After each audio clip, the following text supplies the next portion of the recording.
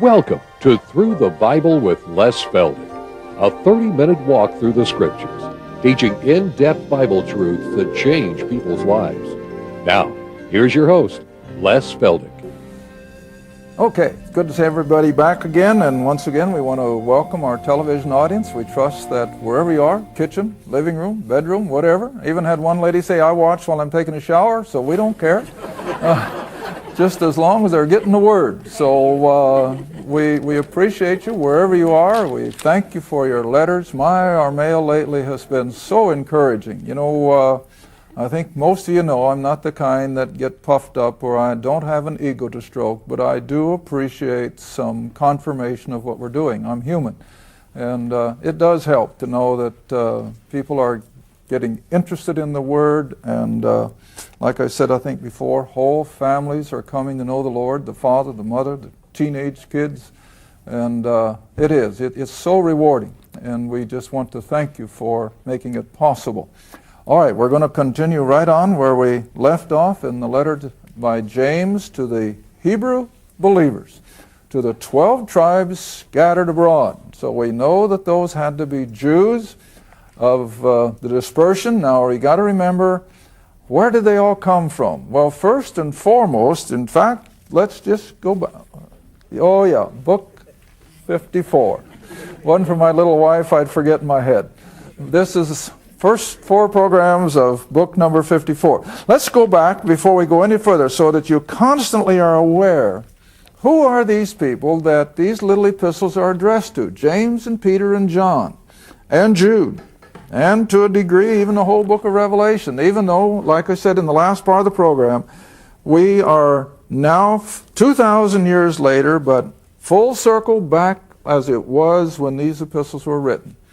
And there will be Jewish believers going into the tribulation and looking for the second coming now as they were back then. But come back with me first a minute to Acts chapter 11, because this is probably the best way to understand why does James, as well as the other 2 or 3, why do they address Jews? Why aren't they including Gentiles? Well, Acts 11:19, I think, says it. Acts 11, verse 19. Now, you want to remember that Israel has been out there as a people scattered throughout the then known world ever since the Babylonian invasion in 606 BC.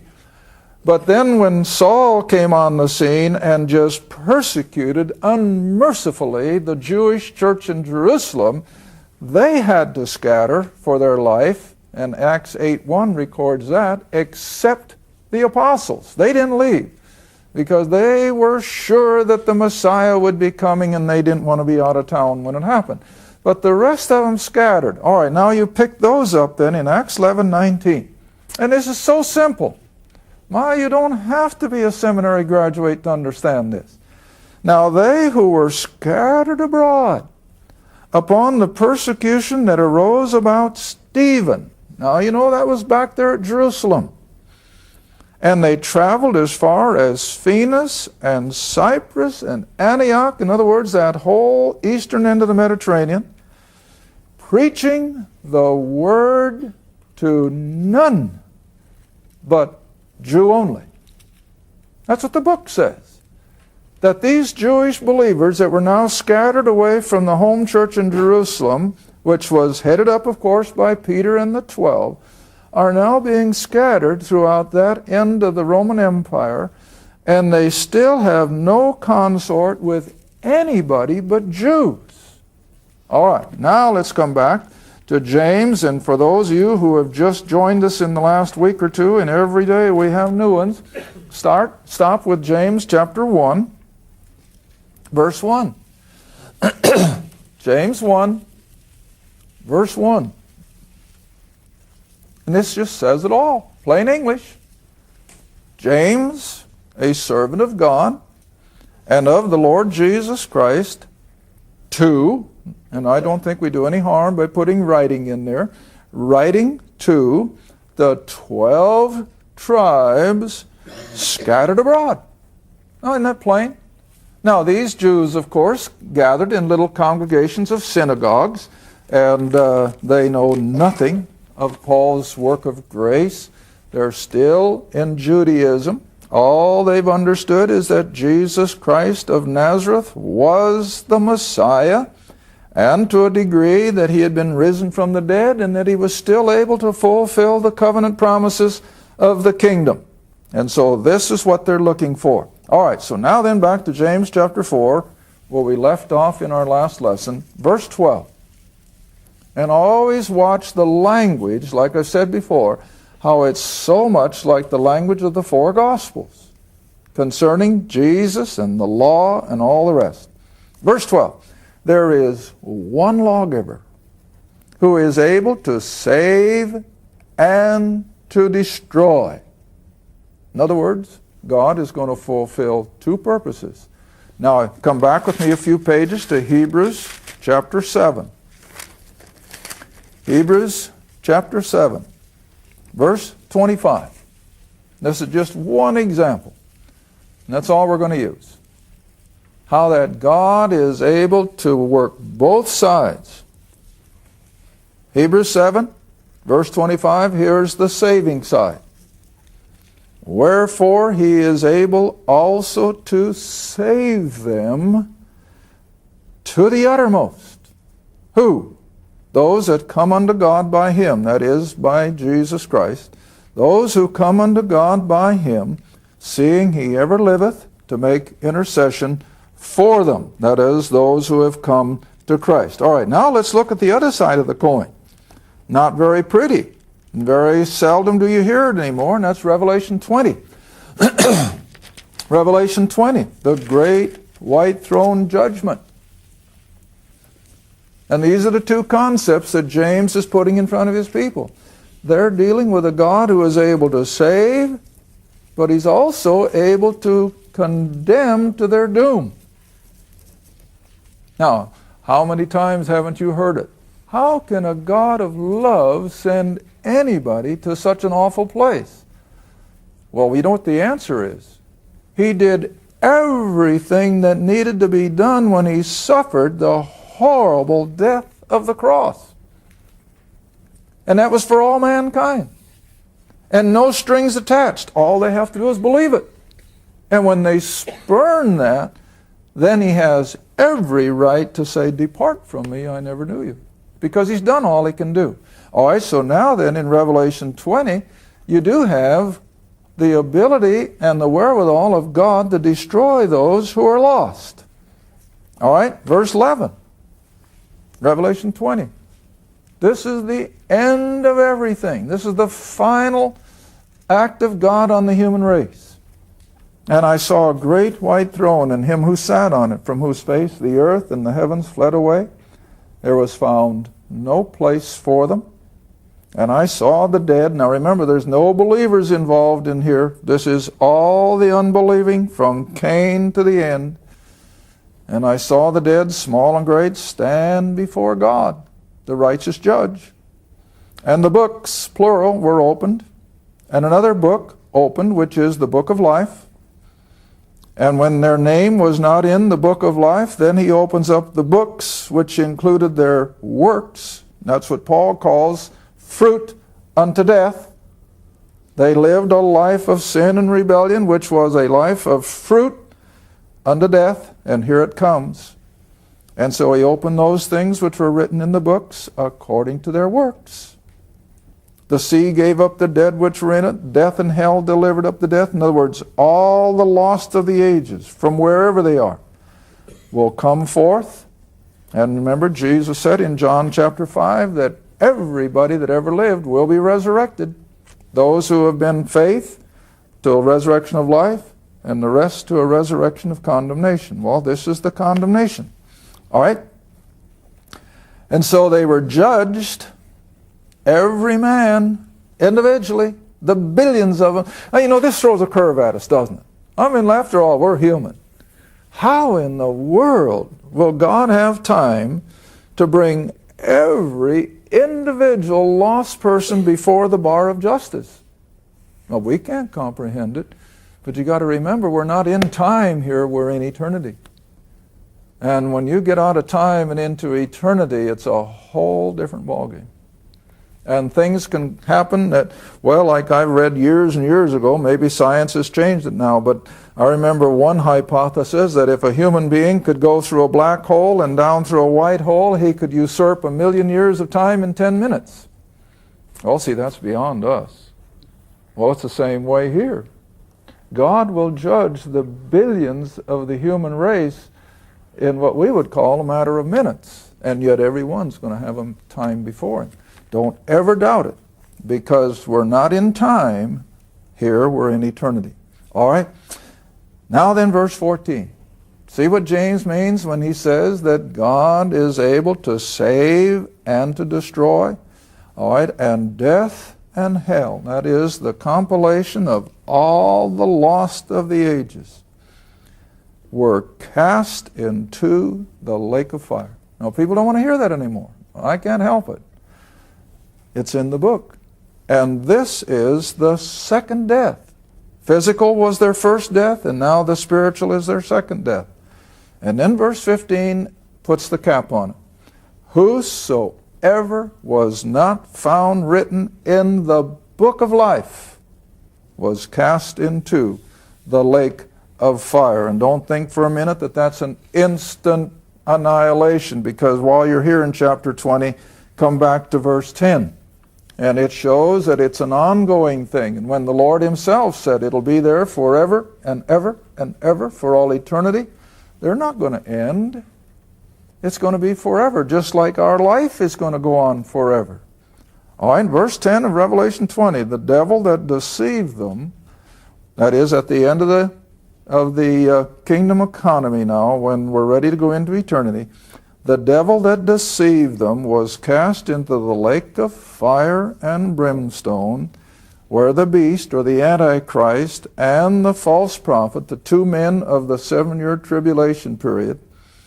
And so the lake of fire and brimstone, where the Antichrist and the false prophet are. How long have they already been there? 1,000 years.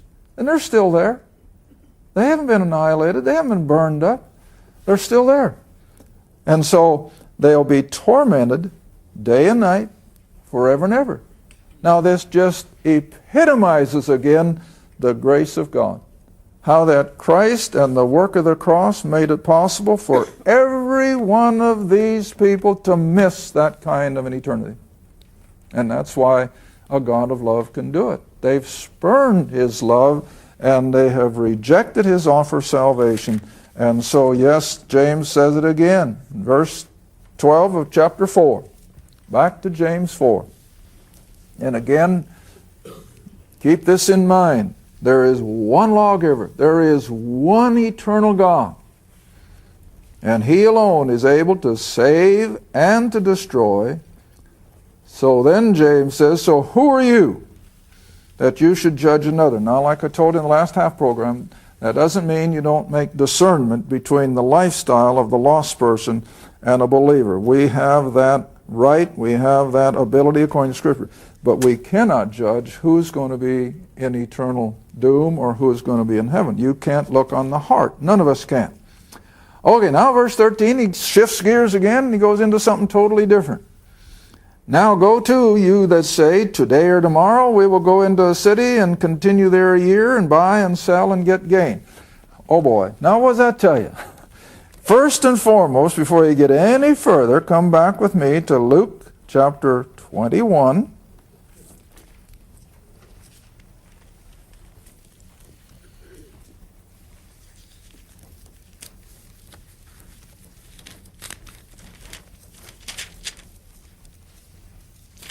Thought it was in Luke 21. Maybe I've got to go to another one. Maybe I better go back to Matthew 24, honey.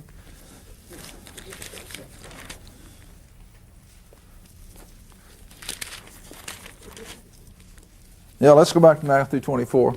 It's in Luke someplace, but I'm missing it. Luke 24. Okay, Matthew 20. Did I say Luke again? Matthew 24, verse 37. Matthew 24, verse 37. Now remember, the Lord himself is not betraying the secret that time is going to be interrupted, and that these people to whom he's speaking will not see the tribulation and the second coming. He doesn't betray that. He could have. As God, he knew the day and the hour and all that. But the scenario was just the same, as I've been repeating now for the last several programs. The scenario was exactly the same for these Jewish people approaching the tribulation and the second coming and the kingdom, as it will be for Jews in this present time, which we think is getting close, when they too will be faced the same thing. But the scenario is going to be the same as it was then, and so is it now. And here it is. Verse 37, as it was in the days of Noah, so shall also be the coming of the Son of Man. In other words, when the tribulation has run its course. Verse 38, for as in the days before the flood, just like these days that these Jews that James is writing to are facing the tribulation. As the days that were before the flood, they were eating and drinking and marrying and giving in marriage until the day that Noah entered into the ark. See? Life was going on. And then he comes down a little further, two in the field. Well, what doing? Laboring, working, harvesting. See? All right, that's sufficient, I think. Now if you can come back to James again, this is the same scenario. That as the tribulation is approaching and they're going to be coming under pressure, the believers, yet you have that element of either unbelievers or carnal believers, whatever case James is dealing with. All they got on their mind is what? Material gain. Hey, they're in business. And they're not too concerned about the spiritual. Well, it's going to be the same way now. As we're approaching the end time, the whole world is all wrapped up in materialism. They don't think of the Spirit. All they're thinking is how they can make money in the stock market or how they can do this and that and everything. Well, it's the same way here. And so James says, now be careful. You that say today or tomorrow we'll go and do such and such a thing and we'll buy and sell and get gain. See? That was the typical activity. All right, verse 14. Whereas you know not what shall be on the morrow. For what is your life? It is even a vapor, like your breath on a 20 below zero day. You don't know what that is down here in Oklahoma, but I do. Oh my goodness, that breath will just disappear. Well, that's life. Peter uses the example of a blade of grass that comes up in the morning, you clip it off in the afternoon. That's life. It's only so temporary, see? All right? So he says, you know not what shall be on the morrow, for what is your life? It is even a vapor that appeareth for a little time and vanish away. You know, I read a book years and years ago that made it even more graphic. Snowflakes on the river. And I love that. Can you just see big, huge snowflakes coming down on a large river? How long does it last? Poof. It's gone. That's life. Just like a snowflake on the river. Just like a blade of grass that's sprung up and clipped off. Oh, even some may live to be 90, 95, 100 years old. I've had a few people in my classes, 100, 102. But you know what they tell me? It went just as fast as you and I think it has up as old as we are.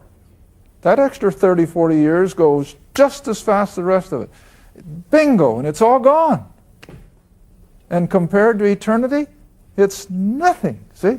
All right, so James is reminding his people, don't get so concerned about the material, because it's just here today and gone tomorrow. Verse 15. For that you ought to say, if the Lord will. I think that's appropriate. That's what we can do today. Well, if the Lord willing, this is what we're going to do. See? So, if the Lord will, we shall live and do this or do that. Very appropriate. Remember I told you when we first started, there was going to be tidbits here that you can apply today. Just like you can go into the gospel accounts and you can make applications, but you're not going to find the plan of salvation in the book of James. It's not in here. All right? Verse 16. but now you rejoice in your boastings. Now I'm going to give the Jewish people credit. I'm not doing this critically. I think they are to be admired. They have a knack for being successful. Don't they? Absolutely. I think it's part of their covenant relationship. They have a knack for being successful, whether it's in literature or art or music or medicine, you name it, and Jewish people are successful. And business. Well, evidently it's the same way here. Some of these Jews, in spite of the pressures from the Roman Empire and so forth, they were materially successful. But it's also a well-known fact that there is not a group of people on earth that are so philanthropically minded. I hope I got that word out right. They're great philanthropists. They give. See? And so this is part and parcel, I think, of their makeup. And so verse 16 just hits it right on the head. Now you rejoice in your boastings over their what? Their success. They are naturally successful people. But he says that kind of rejoicing is evil. Don't rejoice in the things of the flesh and the material. Now verse 17, maybe this is why they are so prone to being philanthropic. Therefore to him that knoweth to do good and to do it not, to him it is what? Sin. And they were aware of that. And so they overcame some of their materialism with giving and hoping, I guess, by that to merit favor with God or whatever. All right, now lest you think I've been pushing the envelope on this, look at the first verse of chapter 5. Now remember, we're back in about the 50s, maybe 60 AD. I think in the 50s. 50 AD. 15 or 20 years from now, their temple's going to be destroyed and Jerusalem and Israel's going to be scattered. But it hadn't happened yet. And here they are. He says, go to now, ye, what kind of men? Rich. See? These Jews, a lot of them had wealth. He says, you rich men, weep and howl for your miseries that shall come upon you. When? When the tribulation would hit. See? When the tribulation would hit and all of their wealth and materialism would be wiped out. Now you know it's coming, not only just for Israel and the Jews, but for the whole human race. The wrath of God is coming, just like James could see it coming in their day, and that all their wealth and materialism would amount to nothing, because it's all going to be wiped away. Well, it's been a long time since I've done this, but let's go back to Jeremiah, just for example. And I do this to sober people, because even we as believers are so prone to get wrapped up in all the trappings of this world and our economy and everything that pertains to it, and we forget God's wrath is coming. I'm not saying it's going to be next year or the following, but we're getting closer and closer. You know, I've always referred to the cartoon of the old boy sitting in his cave door, and over the door was, the end is near. But then he ended, or added, ER, which meant that every day the end is nearer. And that's where we are. The end is getting nearer every day. All right, got a couple minutes left. Jeremiah, chapter 25. And let's drop down to verse 30.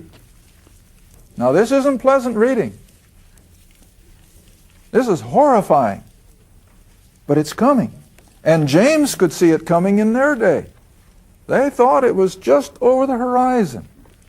And then God, as I'm going to show you in the next program, interrupted that time span and gave us the age of grace. And all these things are now future from our point in time. All right, Jeremiah 25, and let's just start at verse 30, honey. Therefore prophesy thou against them all these words, and say unto them, the Lord. See? That's Christ in the Old Testament. The Lord shall roar from on high, and utter his voice from his holy habitation.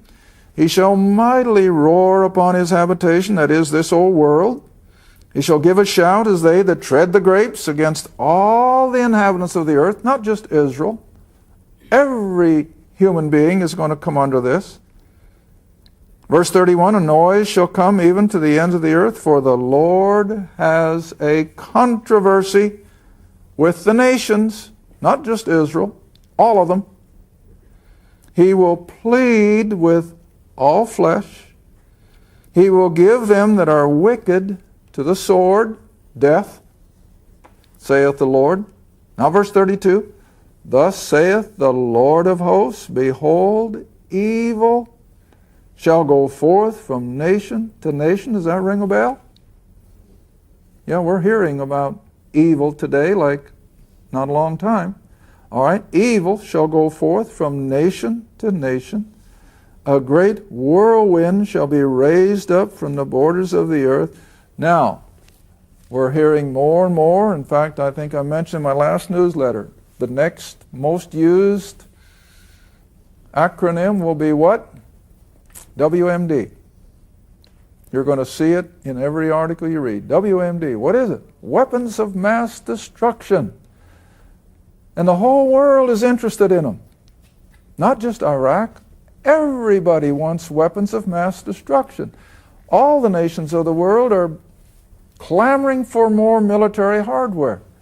Well, what weapon of mass destruction causes tremendous wind? Nuclear explosion. Tremendous wind. And so I can just see all the nuclear forces of the world will come to bear in these final days of the tribulation. So a great whirlwind shall be raised up from the borders of the earth. Now, as a result of all of these nukes being unloaded, first after one after the other, verse 33, the slain of the Lord shall be at that day from one end of the earth even to the other.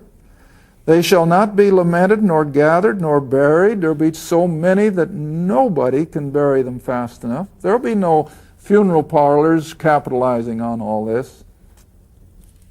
But they shall be as dung on the ground. That's what's coming. That's why all the world is interested now in weapons of mass destruction. It's going to come. The earth is going to be utterly annihilated through the wrath of God, but he'll use a lot of these weapons of mass destruction.